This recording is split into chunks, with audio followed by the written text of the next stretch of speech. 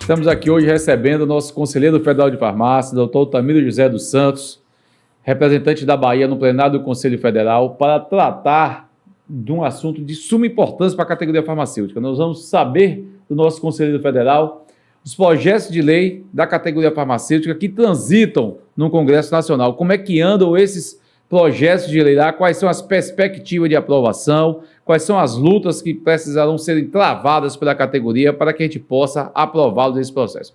Altamiro, seja bem-vindo. Para nós, do Conselho Nacional de Farmácia da Bahia, é uma honra recebê-lo na gravação aqui do Conexão Farmacêutica, nesse podcast. Mário, para mim também é uma honra estar aqui, né? Esse podcast que já acompanho há muito tempo, né? Então participar dele é muito bom para mim, né? Com relação a essas questões que você levantou aí, de projetos que envolvem a profissão, bom que se diga que dentro do Conselho Federal eu faço parte de uma comissão, né, que faz faz a ligação entre o Conselho Federal de Farmácia e o Congresso Nacional. Então, a função da comissão parlamentar do Conselho Federal de Farmácia é justamente acompanhar todos os projetos que estão tramitando dentro da Câmara dos Deputados ou no Senado. E aí, elencar o que a gente vai priorizar. Projeto esse que é bom que se diga que seja para bem da profissão ou que seja contra a profissão. A gente acompanha e, a depender do interesse, a gente faz com que avance ou segura. Então, é essa a situação. Essa comissão, também, que você hoje faz presença, né? Você é representante da Bahia, né, na comissão parlamentar do Conselho Federal de Farmácia, que tem outros integrantes também de outros estados, não é isso? Isso. É uma comissão do Conselho Federal de Farmácia. Nós somos 12, mais ou menos. 12 membros, né? 12 colegas farmacêuticos, né? De outros estados da federação, que fazem parte dessa comissão parlamentar do Conselho Federal de Farmácia, que acompanha, né? Como você bem colocou, os projetos de lei de interesse e também de não interesse, né? Uhum. E, assim, é bom que se diga que tem uma quantidade muito grande de projetos. Aí, assim, além disso, o Conselho Federal também tem um suporte de um assessor, de uma assessoria que acompanha também. Essa assessoria mantém, faz o levantamento de quais os projetos que estão lá e traz para a gente selecionar e fazer e decidir o que a gente vai priorizar desses projetos que estão lá. E são muitos, só esse ano, esse ano não. Nós temos mais ou menos mais de 300 projetos que envolvem direta ou indiretamente a profissão. E aí são projetos benéficos, mas também são projetos maléficos, né? Isso. E diga-se de passagem, quando a gente fala de projetos maléficos, não é que isso é maléfico para a profissão farmacêutica, maléfico para a saúde pública, para a saúde pública, de uma forma geral. Mas antes de a gente entrar nessa discussão dos projetos de lei, a gente precisa primeiro lhe apresentar, né? Vamos apresentar nosso conselheiro federal de farmácia, para os farmacêuticos mais jovens, que não conhecem Altamiro, né, ainda vai passar a conhecer agora, melhor ainda nessa gravação desse podcast aqui na Conexão Farmacêutica, nossa grande liderança farmacêutica aqui do estado da Bahia e do Brasil. Altamiro, você é aqui soteropolitano, você vem da onde? Você nasceu aonde? O que é que você veio parar aqui em Salvador? Por que você escolheu ser farmacêutico? Conte um pouco aí dessa caminhada até ingressar no curso de farmácia. E qual foi a universidade ou faculdade que você cursou o seu curso? Pois é. Eu nasci numa cidadezinha no interior da Bahia chamada Contendas do Sincorá. Contendas do Sincorá. Contendas do Sincorá. É uma cidade pequena que fica na Chapada Diamantina. Quantos mil habitantes tem Contendas do Sincorá? Rapaz, hoje, depois que eu saí, diminuiu. Mas hoje deve ter uns 4 mil habitantes, mais ou menos. 4 mil habitantes. 4 mil para 5 habitantes. Para 5 mil habitantes. É pequena. Né? E assim, mas eu saí também de lá muito cedo, né? Eu saí com 8 anos. Meus irmãos que saíram mais velhos, porque assim, a cidade, ela só oferecia na época até o 2º grau. O 2º grau não, até a 8ª série. Até a 8ª série. Quando você chegava na 8ª série... Que ia para o 2º grau, não tinha o 2º grau. Aí você tinha destinos. Ou você ia para Jiquié, que era uma cidade relativamente próxima, ou você vinha para Salvador, que foi o que minha família fez. Então vieram os meus irmãos mais velhos primeiro, e depois a família toda mudou para cá. Bom, eu acabei optando por farmácia pelo seguinte: eu no nível médio aqui, na época que eu fiz o segundo grau, eu fiz o curso técnico de patologia clínica, que tinha muito a ver com as análises clínicas. Verdade. Né? E aí isso me empurrou para a farmácia. Né? Eu tinha uma professora de química orgânica brilhante, né? a de bioquímica também, e de hematologia. No curso de patologia. No curso de patologia. Aí isso me empurrou para a farmácia. Só que chegando em farmácia, eu não enveredei pelas análises clínicas. Eu fiquei só na parte do medicamento. O que me levou até lá foi exatamente as análises clínicas. Mas o que eu não fiz? Eu fiquei na parte do medicamento.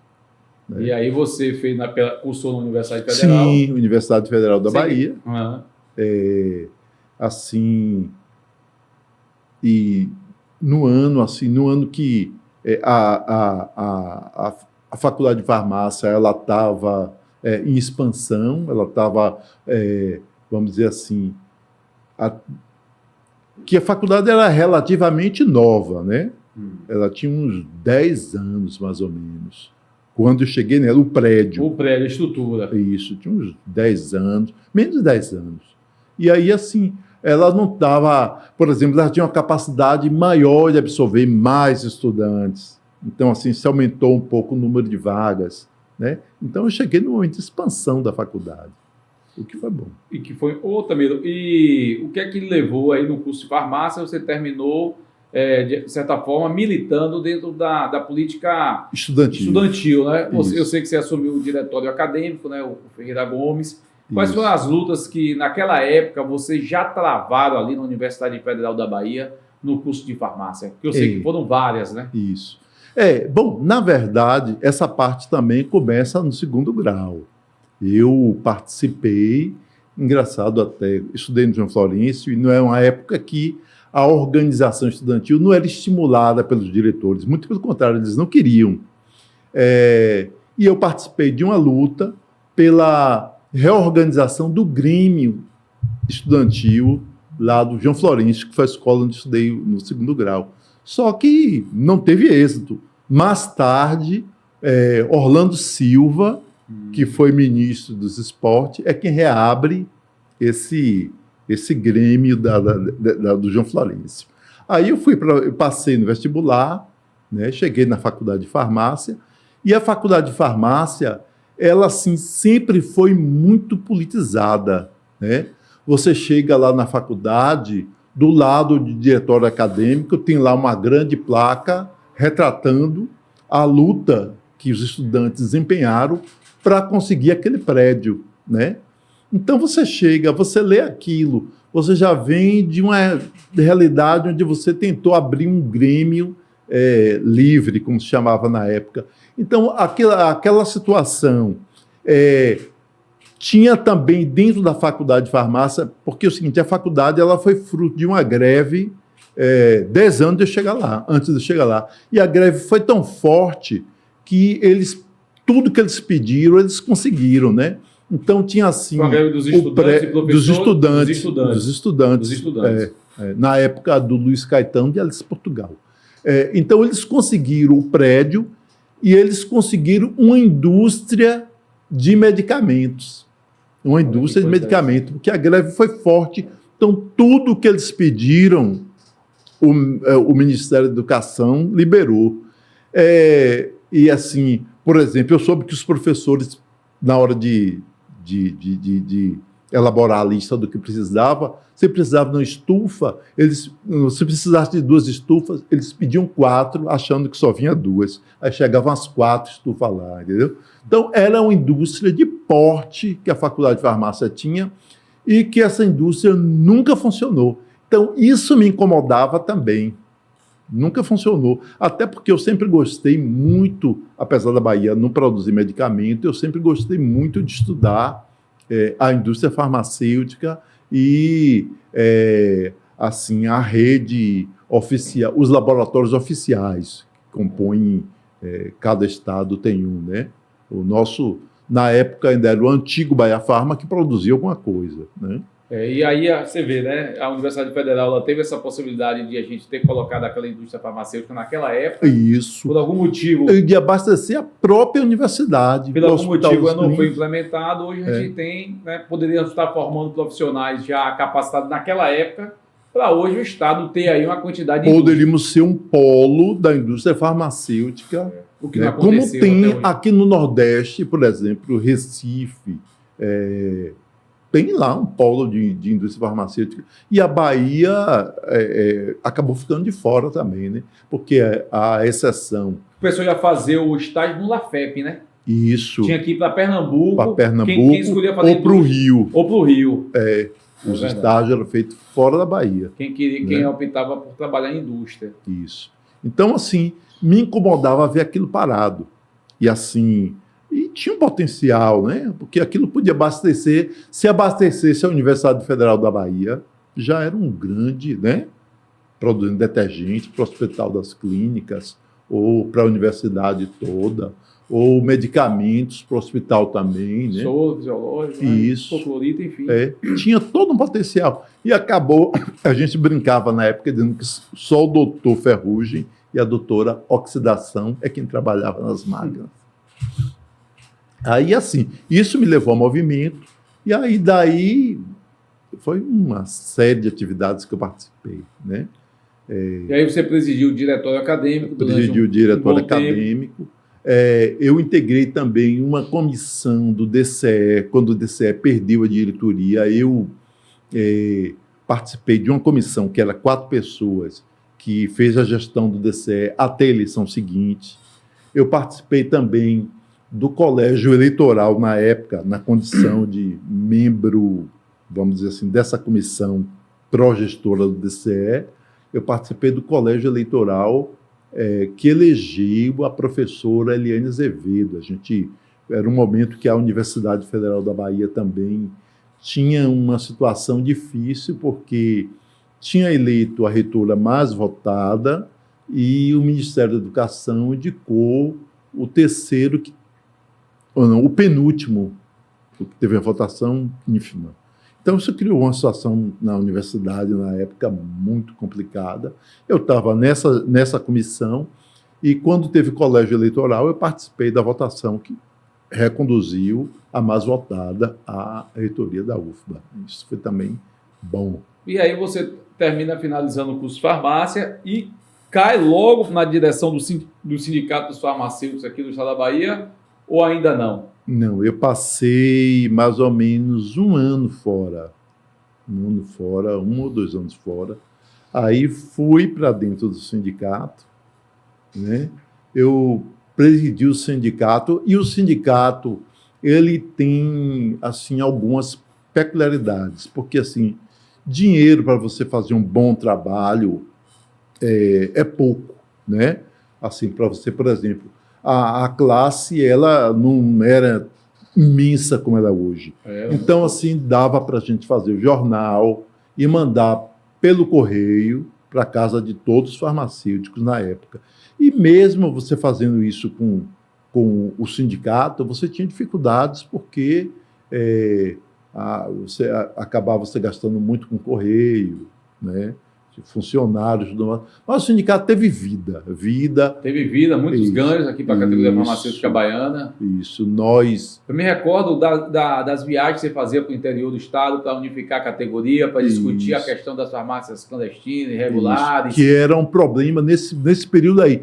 Nós tínhamos acabado com a dupla no estado e acabado com a dupla no lugar das farmácias que se regularizaram, elas preferiram funcionar sem farmacêutico. Então, nós tínhamos um índice muito alto, de 40% a 45% ou 50% das farmácias do estado eram clandestinas, não tinha nem farmacêutico, nem alvará sanitário. E elas funcionavam? Funcionavam em cidades importantes, né? Funcionavam em Salvador, funcionavam em Feira, Conquista e várias cidades de médio porte. Era um negócio assim escabroso, sabe?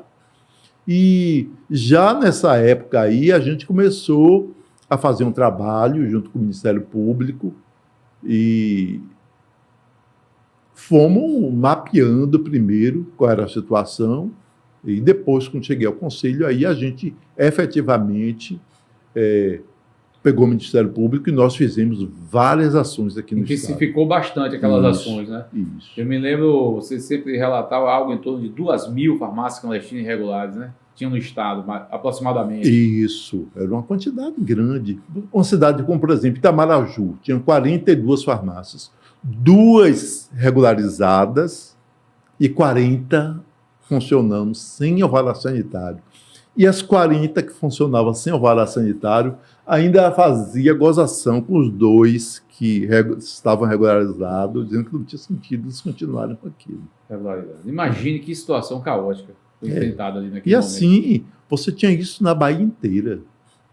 Feira de Santana tinha um sindicato que era um sindicato, vamos dizer assim, das farmácias clandestinas e que fazia propostas absurdas. Eles chegaram ao absurdo de propor criar uma lei municipal, que eles não tinham prerrogativa para isso, para que no município de Feira de Santana as farmácias funcionassem sem farmacêutico.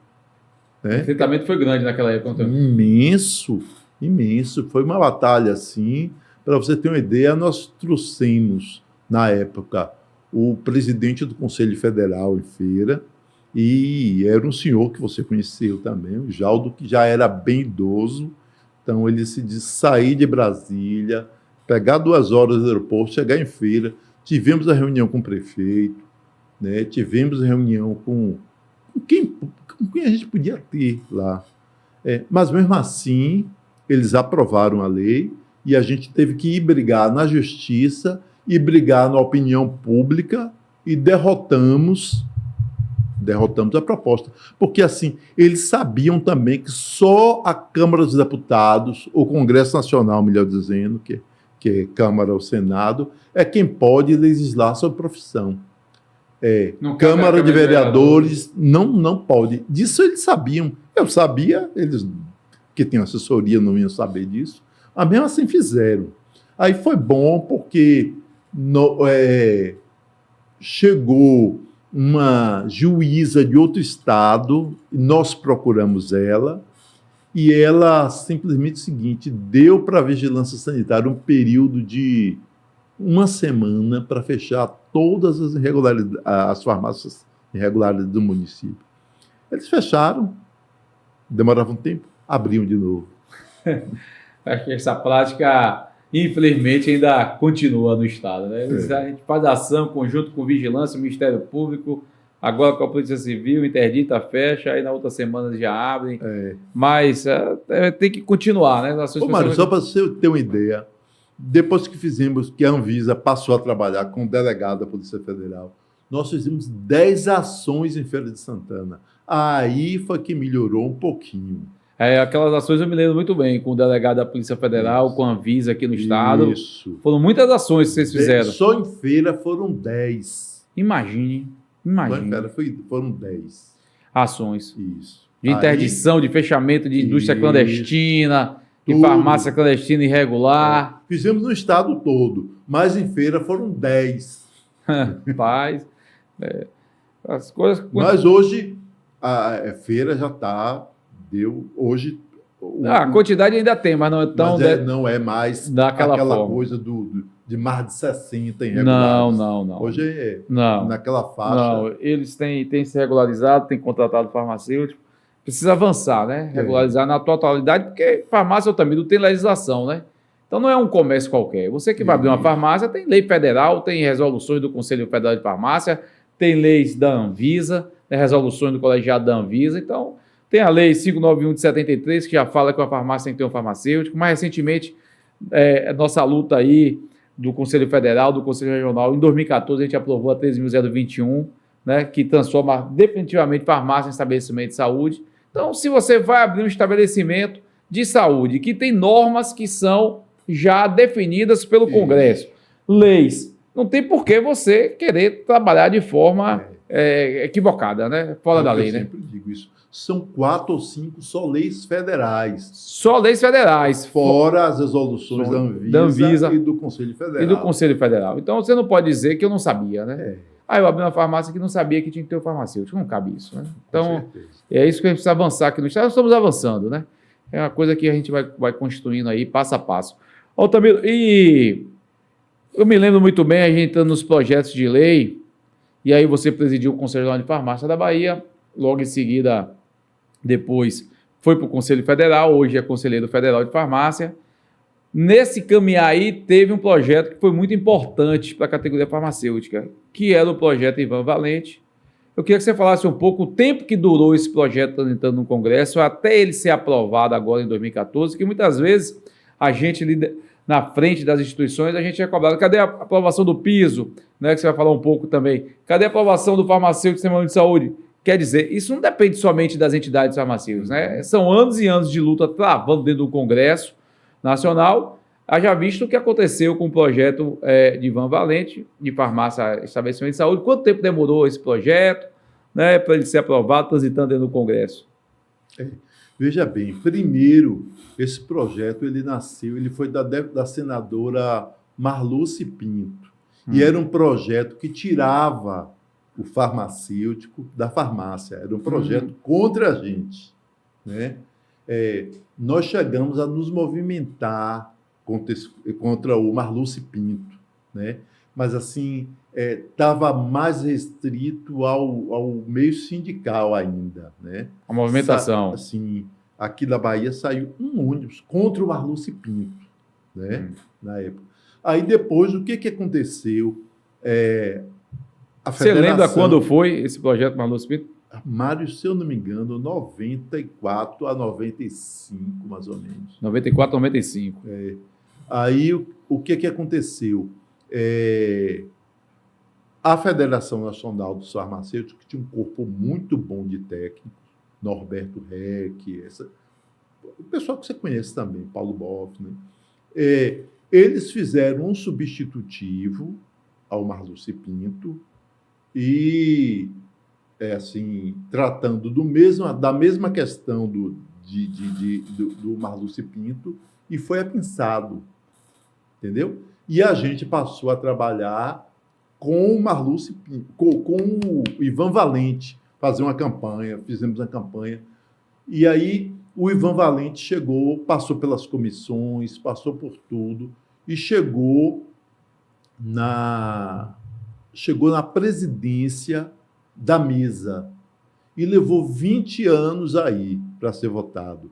E o que aconteceu? Depois disso, quando eu cheguei no Conselho Federal, estava havendo a discussão ainda sobre essa questão dos técnicos que estavam avançando e recebendo e ganhando RT, né? Eu lembro que a gente conseguiu ainda um parecer de um ex-ministro do TSE em nosso favor, um ex-ministro, só um parecer, né, que a gente representava nas defesas jurídicas, mas, assim, aí o presidente Walter estava discutindo no plenário. Eu me lembro que eu até sugeri o Marluce Pinto. Ele fez melhor. Ele fez o seguinte: ele fez um fórum, o primeiro fórum de valorização da produção farmacêutica. Então, assim, estava lá e convidou todos os sindicatos de farmacêutico do Brasil, todos os conselhos regionais de farmácia e as sociedades científicas. Nós fizemos 2 dias de seminário, mas tudo para chegar só nesse projeto Marluce Pinto. E, na época, a assessoria que prestava, assessoria jurídica do Conselho Federal, recomendou que a gente, primeiro, desvencilhasse o projeto do relator, que era o Ivan Valente, porque, assim, ele tinha muitos conflitos dentro do Congresso Nacional e ele, assim, vamos dizer assim, ele enfrentava vários projetos de outros deputados. Então, isso ia trazer para a gente, chamar para o nosso projeto a ira de outros deputados. Então, nós fizemos o seguinte, uma subemenda aglutinativa. Pegamos tudo que estava pensado e pegamos o que nos interessava e montamos o projeto. Bom, poderia ser melhor? Poderia, porque no projeto de Ivan, por exemplo, só poderia abrir farmácia se passasse pelo crivo do Conselho Municipal de Saúde. Mas nós tivemos que retirar essa parte porque nós teríamos que enfrentar também a ação de quem quer abrir farmácia, da ABC Farma, sabe? Sei. Que não quer submeter a esse controle. E assim, mas passou, na essência, o que a gente queria, que a farmácia é um estabelecimento de saúde e que o farmacêutico é o responsável por esse estabelecimento. Além de, pela primeira vez, a 5991 foi a primeira legislação onde os serviços farmacêuticos é mencionado ali, né? Assim, então essa lei passou a valer, mas assim, até hoje ela não foi regulamentada. Porque assim, quando a lei é aprovada, tem que ter a regulamentação. A regulamentação quem faz é a Presidência da República, né? Por exemplo, nós temos a anterior, a de 71, era Sanitária 591?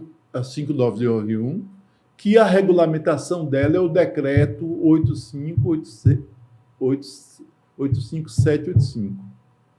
E nesse decreto detalha, a lei está aqui, amplia, entendeu? Entendi. Então, se, por exemplo, o serviço farmacêutico pode ficar bem maior no momento que essa lei for regulamentada, porque assim, toda lei é precisa a regulamentação. Mas assim, o que ela foi aprovada já atende a 90% dos nossos problemas, que era a presença de técnicos de nível médio, aproveitando a falha da 5991 e sendo responsável técnico de farmácia. E ela foi aprovada em 2014. 2014, né? Então, 94, 95, 20 anos. Ela fez 10, não? Não, 10 anos de aprovação, 20 anos para ser aprovado dentro do Congresso. Mais 20 anos ficou o Ivan Valente. Ivan Valente. Ela ficou mais 2 anos. Ela ficou mais de 22 a 25 anos. Então, não é uma coisa tão rápida assim, não, também. E também você precisa ter maturidade ali, né? Para poder colocar o projeto na hora certa. Olha, e verificar quem vai entregar, quem vai ser o deputado relator do projeto, para que a gente não tenha problema nem com o governo, nem com os padres. Na época, o presidente da Câmara dos Deputados, ele chegou para a gente e disse assim: eu ponho para votar se houver acordo entre os farmacêuticos e os empresários, que estava lá, a Abrafarma, ela estava acompanhando e participando. Aí nós tivemos várias reuniões com a Abrafarma, até a gente chegar a um denominador comum. E esse denominador comum nós levamos aqui, nós acordamos isso, aí foi posto para votar. Foi para o Senado. No Senado é interessante, porque chegou no Senado de manhã e de tarde já tinha sido aprovado. Porque a discussão toda se deu ali a nível de Câmara de Deputados, né? Mas era para ter uma igual na Câmara. Né? No Senado. Ou no Senado. Mas, assim, é engraçado até a história, porque o presidente do Senado relatou o seguinte: ele era não me lembro o nome dele, mas era o presidente do Senado. Não, da comissão principal do Senado, que é de assuntos sociais, a principal comissão lá. Ele era viúvo e a mulher dele era farmacêutica, então ele tinha um carinho imenso pela profissão. E tinha Vanessa lá dentro, que era uma senadora que tinha uma habilidade também incrível. Aí chegou e saiu, e até eles próprios falavam: pela primeira vez no Senado, chega o projeto aqui e sai no mesmo dia. E foi aprovado no mesmo dia. No mesmo dia. E depois aí a Dilma vai e sanciona. Isso, foi para sanção. Para sanção presidencial. E lá nós tivemos também alguns atritos, mas a gente foi habilidoso. E a essência, porque, por exemplo, ali nós perdemos o quê?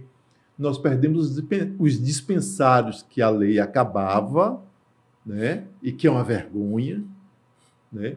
Mas esse artigo ele foi vetado por conta dos setores lá que representam o secretário de saúde. E aí manteve a questão do dispensário. Manteve. Mas foi uma luta, uma grande vitória a aprovação da lei de 020 de 2014, né? Foi. Poucas profissões têm uma lei dessa aprovada no Congresso Nacional, né? Exatamente. Que regulamenta a sua profissão, área de atuação, a obrigatoriedade de ter um profissional de saúde ali. Isso. Então, assim, é um ganho muito significativo para a categoria farmacêutica. Não, mas né? Uma profissão igual a nossa, Mário, que tem tantos, vamos dizer assim, conflitos, né, de interesse. A nossa profissão está ali para impedir a empurroterapia e, com isso, você diminui o lucro. Que está ali, que tem atritos. Né? Tem atritos, a indústria quer vender o que produziu.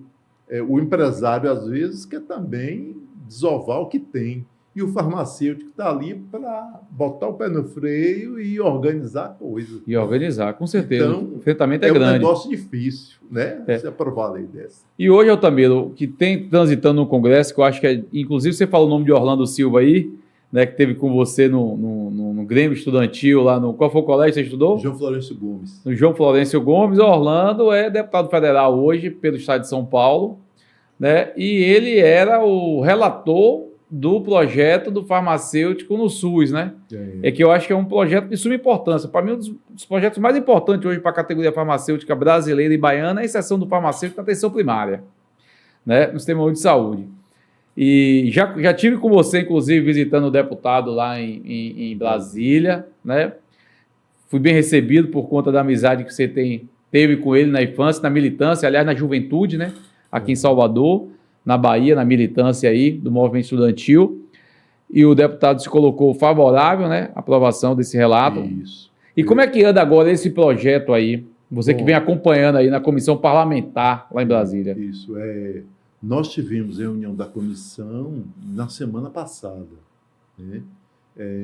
O Congresso, estamos esperando só o Congresso definir as mesas para a gente passar a trabalhar. A situação desse Congresso, desse projeto do farmacêutico no SUS, ele chegou a uma situação, porque assim, ele foi de Vanessa, que já está há alguns anos fora da legislação. Então, ele está lá na Comissão de Constituição e Justiça, com relato favorável de Orlando, esperando que a mesa coloque para votar. Agora vai haver uma mudança na mesa e nós acreditamos que vai ficar mais fácil. Se a gente não colocar para votar, pelas regras da casa, o projeto ele é arquivado. Então, há necessidade de a gente colocar para votar, mesmo sabendo que vai ser uma luta bem mais difícil do que a 13021, mas assim tão necessária quanto a 13021. Não tenho dúvida disso. Né? A bem da saúde pública, você vai ter lá farmacêutico na ponta do serviço, fazendo a dispensação do medicamento e exercendo tudo, e em toda a plenitude, tudo que está regulamentado com relação à farmácia clínica.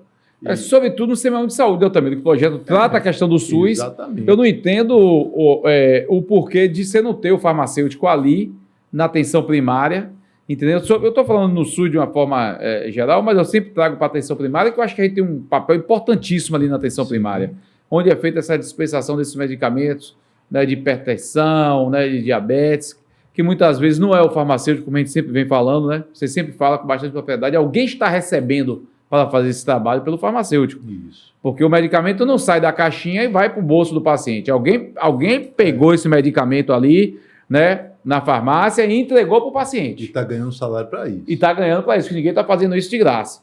Por que não o farmacêutico fazer isso? É isso. Né? E fazer de forma orientada. É isso, Mário. Você sabe, né, já leu também trabalho sobre isso, que doenças como diabetes e como hipertensão são de fácil controle, desde que você tenha ali um profissional acompanhando de perto. E esse profissional nada mais é do que o farmacêutico. Do que o farmacêutico.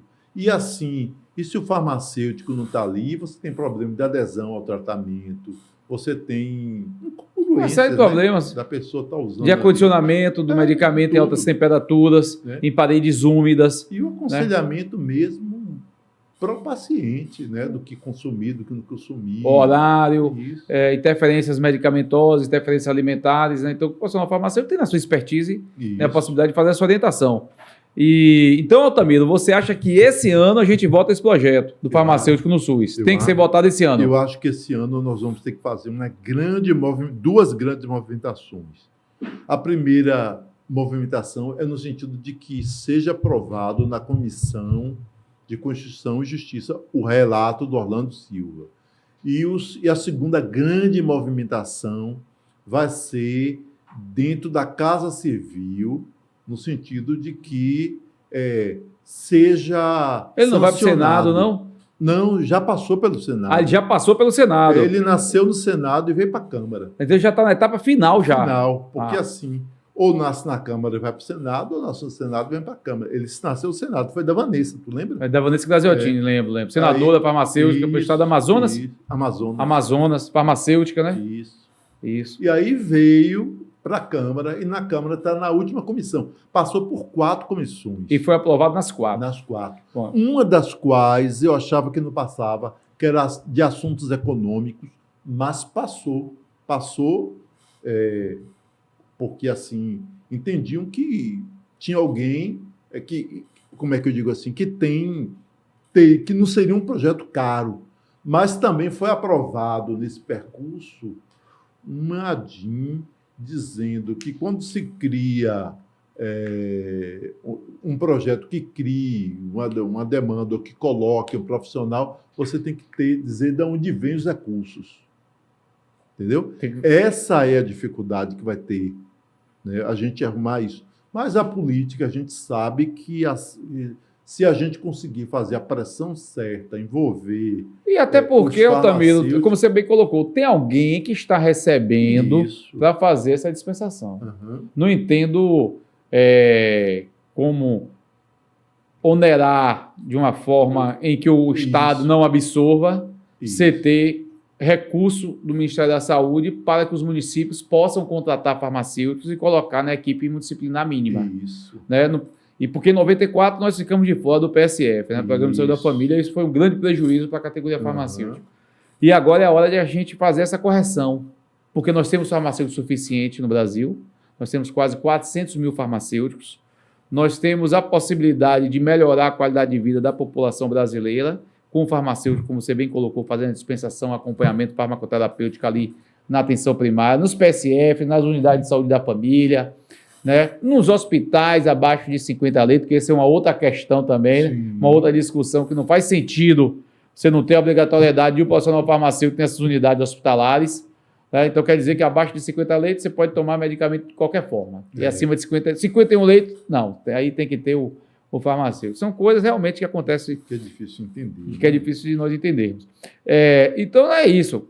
É importante ali, colocado aqui pelo nosso conselheiro federal de farmácia, Altamiro José, o projeto do farmacêutico do Sistema de Saúde. Ele nasceu no Senado. Do Senado ele foi para a Câmara dos Deputados. Já foram aprovados nas 4 comissões do Congresso. E esse ano ele vai para a votação, nessa última comissão, que é a Comissão de Constituição e Justiça. De Constituição e Justiça.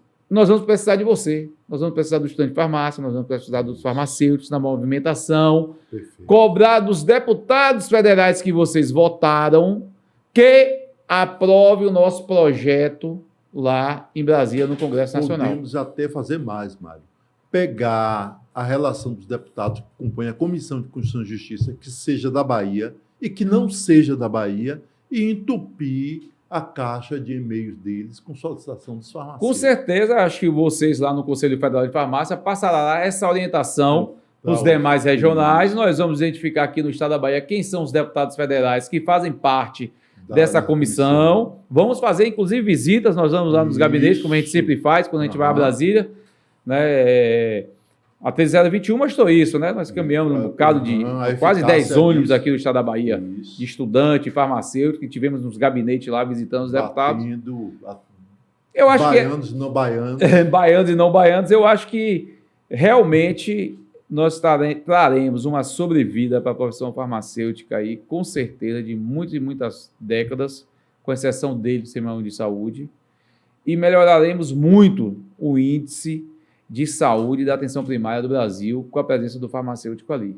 Né? Então, você avalia que esse ano a gente volta a esse projeto. Avalio que esse ano a gente volta a esse projeto. Bom, vamos ficar vigilantes, então. Uhum. E não é para amador. Não é para amador. De forma nenhuma. Né? Vai ter que saber lá a hora certa. As lutas políticas na profissão. Né? Não é uma coisa...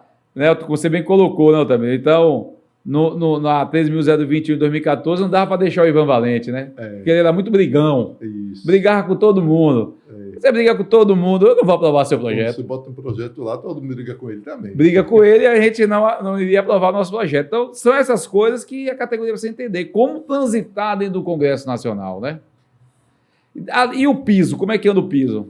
Bom, o piso, nós passamos pela Comissão de Seguridade, Saúde e Seguridade Social, foi aprovado lá.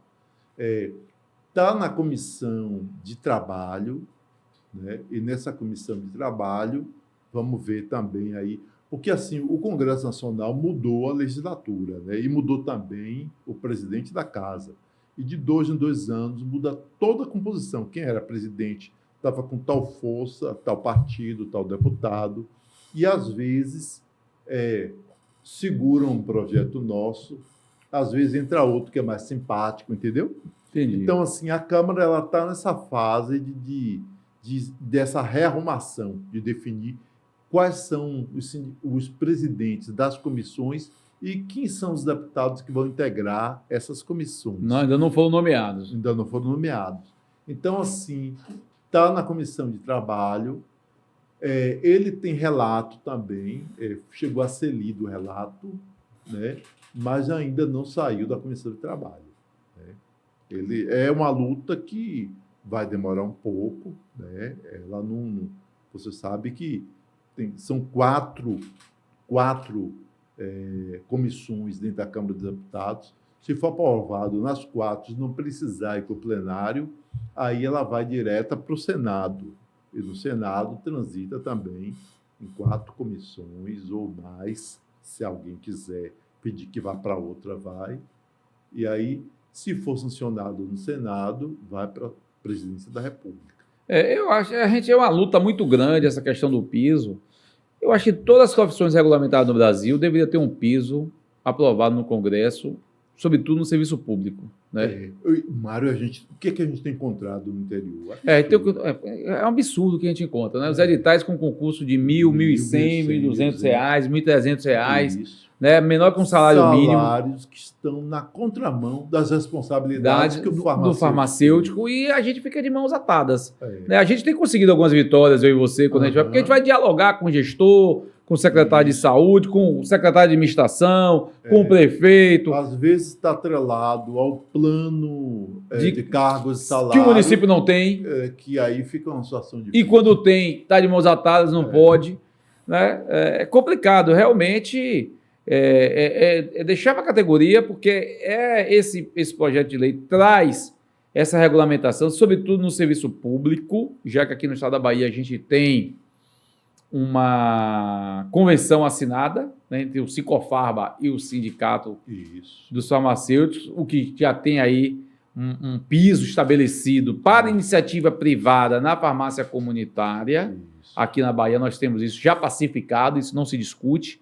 Enquanto não se aprova um piso a nível nacional, nós utilizamos essa convenção como força de lei. Mas, no Brasil, não tem nada que regulamente o piso salarial no serviço público. E esse projeto de lei... Ele vem resolver essa lacuna. Então, também dentro dos projetos do Congresso hoje que transitam, depois eu quero que você fale um pouco também dos não favoráveis que vocês, né, terminam segurando lá para ele não caminhar. Dentro dos projetos de lei que transitam hoje no Congresso Nacional, você elencaria esses dois como sendo os mais importantes hoje para a categoria farmacêutica brasileira e para a sociedade? Eu acredito que sim. Que o farmacêutico no SUS é uma necessidade, não é? Com certeza. E você ter um salário que acompanha a responsabilidade que o profissional tem, também é outra necessidade, né? Então, assim, a bem da saúde pública nacional, esses dois projetos que, vamos dizer assim, o do piso, ele é mais amplo, mas está muito ligado a essa questão pública. São dois projetos vinculados ao Sistema Único de Saúde. Então, para você ter o profissional ali atuando, o farmacêutico ele cresceu muito, né, Mário, do ponto de vista de ter uma formação clínica. Muito. Né? Então, assim, ele tem um papel imenso a jogar dentro do Serviço Único de Saúde. Eu não tenho dúvida disso, Altamiro. Você quer melhorar o SUS no Brasil, coloque o farmacêutico na atenção primária. Só aquelas patologias que a gente está falando que representa 60% e 70% das internações. Você pode controlar com o farmacêutico clínico lá na ponta. O farmacêutico pode solicitar, por exemplo, a hemoglobina glicada para acompanhamento farmacoterapêutico, dosão a glicose, um colesterol, aconselhamento. Né? Então, as políticas educativas, né? Palestras, tabagismo, alcoolismo. Então, é preciso trazer esse debate para a sociedade brasileira. Da ausência do profissional farmacêutico ali no posto de saúde Dona Maria. Quando Dona Maria vai lá no posto de saúde pegar o medicamento, cadê o farmacêutico? Eu quero que ele me entregue esse medicamento, que ele me oriente como eu tenho que tomar de forma correta. Então, é importante a gente também mobilizar a sociedade brasileira nessa pauta, que não é uma pauta classista, né, Altamiro? Não, longe disso. É de tornar o SUS mais eficiente. Mais eficiente. Você termina diminuindo o investimento de recursos na média e alta complexidade. Quando você diminui a quantidade de internações. Né? Você, vamos dizer assim, a regulação, ela diminui se você tem essas patologias que podem ser controladas ali na atenção básica, como você falou. Se você controlar ali, você vai diminuir o número de usuários que precisam ser regulados, de ir para a instituição tal, quando não tem mais vaga.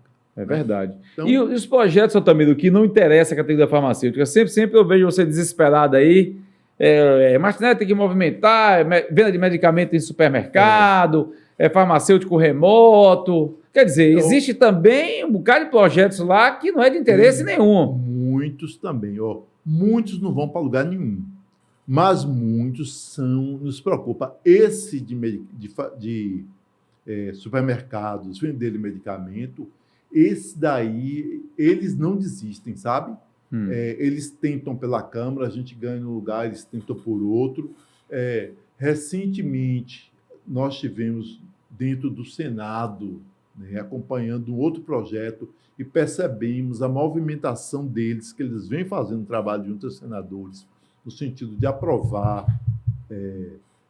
uma lei que os supermercados vendam medicamento, alegando que as farmácias vendem de tudo. Né? Aí, assim, nós já derrotamos várias vezes isso, e se as farmácias vendem de tudo, você tem que corrigir, não é criar outro problema. É verdade, com certeza. Então, assim, me parece que também uma discussão nesse sentido de também dar uma enquadrada nas farmácias para que não venda muitos produtos alheios à saúde pública. Porque, da mesma forma que você não pode ter medicamento nas prateleiras dos supermercados, você também não pode transformar a farmácia, que é um espaço de saúde, no mercadinho. No mercadinho, ter feijão, arroz, óleo, né? Sandálias havaianas, pneu de carro, ração de gado. Isso. Realmente, eles não podem. A gente tem que também resolver esse problema aí. Bom... esse é um problema que tem que ser resolvido pelas vigilâncias sanitárias, porque o Conselho... regulamenta o profissional. O profissional, né? E a gente tem a Lei 13.021, que fala o que é uma farmácia, o que pode ser feito numa farmácia. Está claro lá. Lá não está dizendo nada que é para ter nenhum tipo de comercialização que não esteja envolvido com a saúde do paciente. Isso. Né? Então, é bem isso, porque a gente tem alguns questionamentos aqui no Estado, muitas vezes, farmácia querendo, como você falou, querendo vender de tudo, né? E isso não pode. E assim, se a gente define a farmácia estabelecimento de saúde, essa história de vender medicamento em supermercado é muito nociva. Por quê? Porque é da cultura do povo brasileiro a automedicação. Então, se você passa por um carrinho e vai ali, compra feijão, compra isso, aí passa lá na parte de frio dos frangos, pega o frango e em cima dos frangos estão os medicamentos, que é a parte mais fria do supermercado, supõe-se que esteja ali. E você coloca no carrinho também. É uma deformação, né? E assim, no mundo sério não existe isso. Não existe isso, não. Qualquer lugar, fala, mas nos Estados Unidos... Não, o drugstore é diferente. O medicamento fica à parte. Você tem lá a farmácia vendendo de tudo, mas o medicamento fica à parte. Então, assim, aquela história da farmácia, do supermercado abrir uma farmácia à parte, isso eu sou a favor, à parte, como era antes. Mas dentro das prateleiras, eu acho que não faz sentido. Não faz sentido, né? E o remoto, como é que anda? O remoto, ele também existe, mas você não tem essa demanda, né? Essa discussão ela foi intensa durante a pandemia, que as pessoas não poderiam sair, que tinha aquilo. Hoje está lá, existe a figura, mas assim, perde um pouco o sentido, entendeu? Perde um pouco o sentido. E o Conselho tem uma resolução regulamentando esse atendimento dentro da farmácia, né? Isso. Pelo farmacêutico, né? Exatamente. Esse atendimento só pode ser feito dentro da farmácia. Isso. E pelo um profissional farmacêutico. Exatamente. Né? E às vezes as pessoas confundem, né? Acha que é qualquer outro profissional. Call center, não é isso. Não é isso. É um atendimento dentro do estabelecimento. E que assim não é uma realidade nacional. Você tem um outro problema, mas tudo decorrente da pandemia ainda. Né? Ô, Tamiro, como é que você enxerga aí o crescimento da profissão farmacêutica? Você que iniciou essa luta aqui também, junto com outros atores, claro, que vieram antes de você, aqui no estado da Bahia, a gente tem uma profissão farmacêutica organizada, daquele cenário que você encontrou, né, há 10, 15 anos atrás, com as possibilidades e perspectivas, para o cenário atual, né? Como é que você, o cara que acompanhou, né, essas regulamentações da profissão farmacêutica, esse número significativo também de profissionais farmacêuticos hoje que nós temos no mercado de trabalho. Na verdade, houve um crescimento da nossa profissão, né? Isso é inegável, né? Eu tenho 20 anos de formado e venho vivenciando o quanto a profissão farmacêutica vem crescendo e cresceu, né? Fruto de muita luta das entidades farmacêuticas, das regulamentações do Conselho Federal de Farmácia, das resoluções do colegiado da Anvisa, dos projetos de leis que foram aprovados no Congresso Nacional. Então, assim, houve muitas entidades, houve muitos atores envolvidos no crescimento da profissão farmacêutica. Mas eu queria que você... Sim. Como é que você identificou, como é que você visualiza, o que é que você imagina aí para a nossa profissão? É mais ou menos o que você falou, nós demos um passo gigantesco. Quando eu formei, e que perguntavam o que é que farmacêutico faz? O farmacêutico na farmácia tomava conta da portaria 344, que na época era 27, 28. Né? Era mesmo. Mas eu peguei essa parte. Tinha que ficar no livro lançando, né? Isso. E aconselha. Hoje, meu Deus, nós temos uma outra realidade completamente diferente, né? Nós perdemos espaço nas análises clínicas, né? Mas, em compensação, na farmácia, a gente avançou um bocado. Você tem o farmacêutico clínico, que ele tem as definições dele a cada dia ampliada, né? Então, assim, a farmácia, o farmacêutico, ele avançou muito. Ele hoje tem um cabedal de conhecimento que vai... Hoje, o que é que avançou? A gente tem um farmacêutico clínico que ele está envolvido com cuidado, com a prescrição.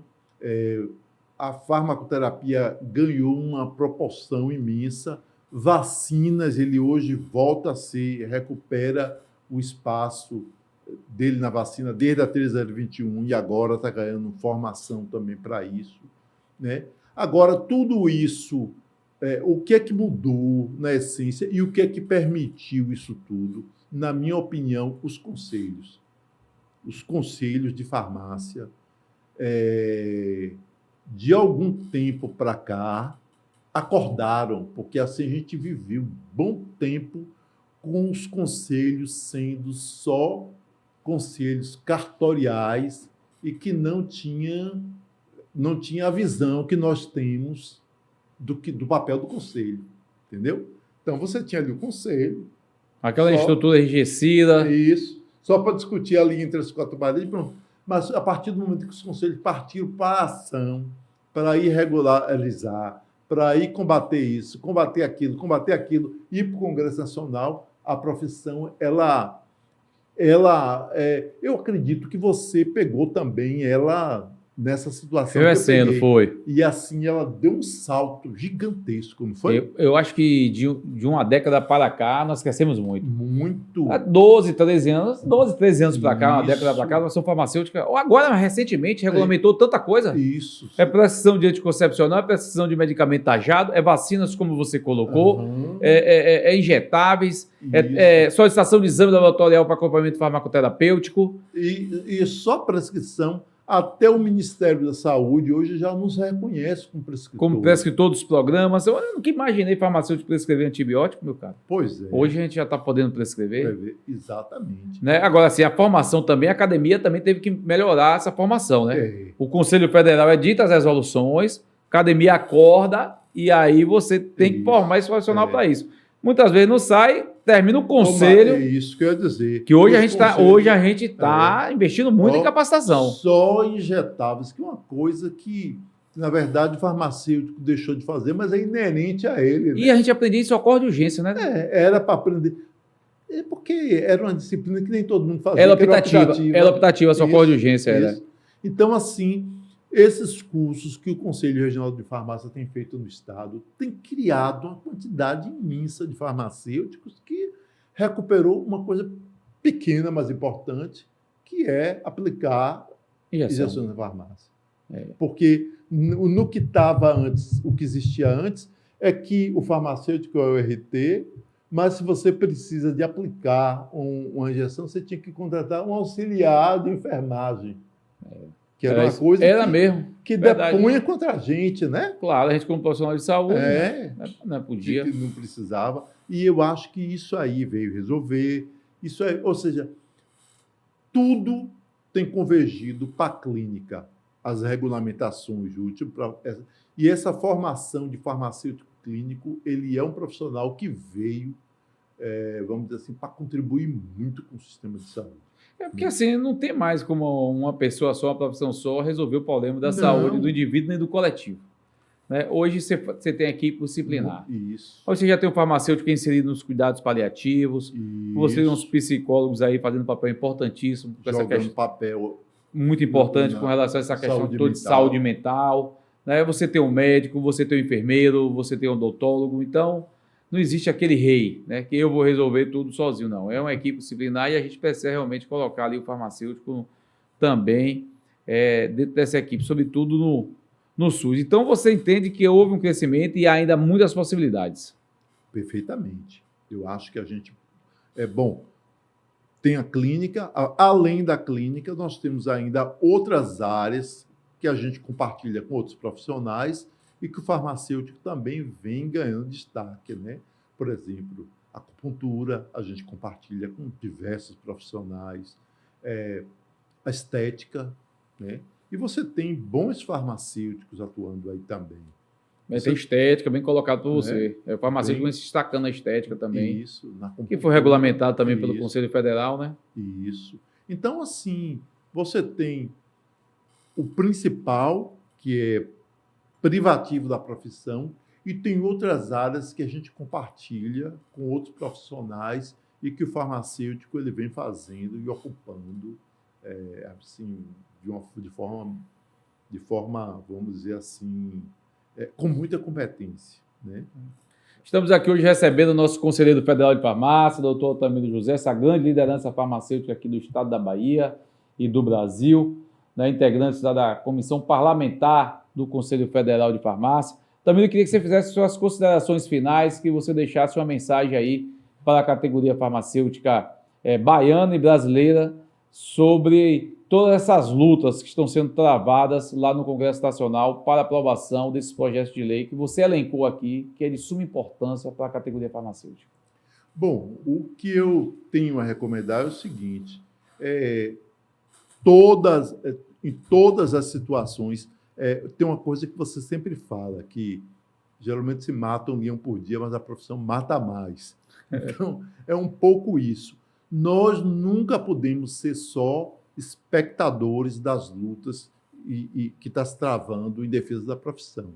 Você tem o papel das entidades, e eu acho que as entidades vêm desenvolvendo com muita competência, mas você tem também uma parte que depende da profissão. E a profissão ela não pode ser omissa, entendeu? Por exemplo, não vou falar só das lutas, você tem a formação do farmacêutico clínico, você tem os cursos, a prescrição farmacêutica tem que prescrever e tem que avançar no que está sendo proposto a eles. E quando tiver as lutas políticas, tipo, por exemplo, essa aí do farmacêutico do SUS, o farmacêutico precisa efetivamente participar ativamente, não só aguardar ou acompanhar pelas redes sociais, mas ser também um ator, né? Pesquisou ali quem é que está na comissão e tal. Aí eu mando para ele um e-mail, encho a caixa dele de informações, crio uma rede para fazer isso, porque hoje as redes sociais nos permitem fazer isso, né, Mário? Sim. A gente tem uma ação ativa, efetiva nas redes. Então, eu acho assim que a nossa classe ela avançou muito e ela está num momento de firmação também dos avanços que ela teve. A gente precisa firmar. É uma profissão importantíssima, uma profissão milenar, e eu acho assim que nós precisamos estar ciente, ter, vamos dizer assim, ter claro que a nossa participação efetiva é que vai fazer com que a gente seja reconhecido a médio e a curto prazo. Concordo plenamente, Altamiro, no que você colocou. É importante os farmacêuticos participarem, os estudantes de farmácia, toda essa movimentação. A gente sou testemunha viva, juntamente com você, como foi a luta para aprovar 13.021 em 2014. Sim.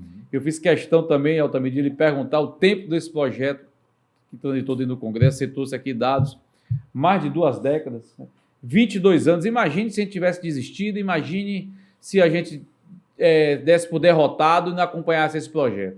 Não teríamos a 13.021 aprovada, as farmácias não estariam mais contratando farmacêuticos, estariam tudo aí, porque a 591 não era clara, como você colocou, tinha os técnicos em farmácia. Então é importante a categoria saber que é preciso continuar lutando sempre. Eu acredito muito na luta do Conselho Federal de Farmácia, acredito muito nas lideranças farmacêuticas que nós temos lá em Brasília, não somente a nossa aqui da Bahia, mas também os demais estados, né, que lutam e debruçam quase que diariamente para manter acesa essa chama da profissão farmacêutica aqui no Brasil.